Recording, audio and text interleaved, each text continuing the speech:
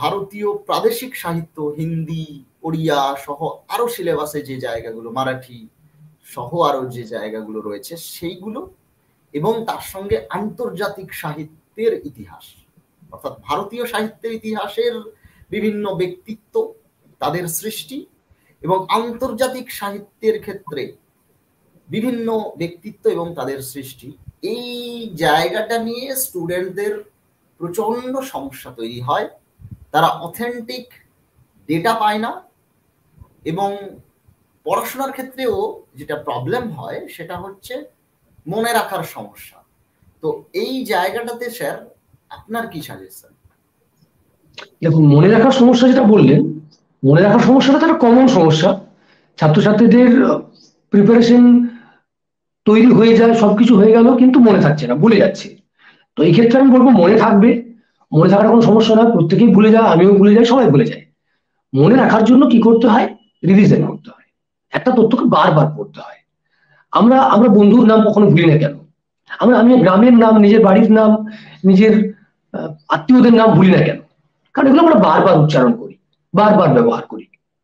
তো এই বারবার রিভিশন ছাড়া তথ্য ভুলে যাওয়াটা খুবই স্বাভাবিক। যে কোনো তথ্যই ভুলে যেতে পারি, ব্যাকরণ ভুলে যেতে পারি, সাহিত্যের ইতিহাস ভুলে যেতে পারি, সবই ভুলতে পারি। তো রিভিশন করলেই মনে থাকার সমস্যাটা দূর হবে। কিন্তু যেটা মুশকিল হচ্ছে তথ্যটা পাবো কোথায়? এত তথ্য যদি আমি সমস্ত এককভাবে ব্যক্তিগতভাবে সংগ্রহ করতে চাই, তাহলে খুবই সমস্যা হবে। কেউ যদি কোনো বই সংগ্রহে পাও, সংগ্রহ করতে পারো যেখানে এই সিলেবাসটাকে পুরোটা কভার করা আছে, ভারতীয় সাহিত্য এবং আন্তর্জাতিক সাহিত্য, তাহলে সে সেটা সংগ্রহ করবে অবশ্যই। আমি বলবো আমার সংগ্রহে এরকম কোনো বই নেই, আমাকে এর জন্য বিভিন্ন সোর্স থেকে তথ্য সংগ্রহ করতে হয়েছে কষ্ট করে, ঠিক আছে? খুব একটা নির্ভরযোগ্য কোনো বই আমি পাইনি। যদি তোমরা কেউ পাও অবশ্যই সংগ্রহ করবে। তো আমি দেখেছি এই জায়গাটা সত্যিই একটা অত্যন্ত কঠিন জায়গা, একটা ম্যানেজ করা মুশকিল জায়গাটাকে। কারণ অনেক বড় সিলেবাস, কিন্তু তার মধ্যে থেকে আমাকে ছেঁকে নিতে হবে কিছু গুরুত্বপূর্ণ তথ্য। আর এমন কিছু মানে সাহিত্যিক সিলেবাসে আছেন যাদের সঙ্গে আমার পরিচয় নেই।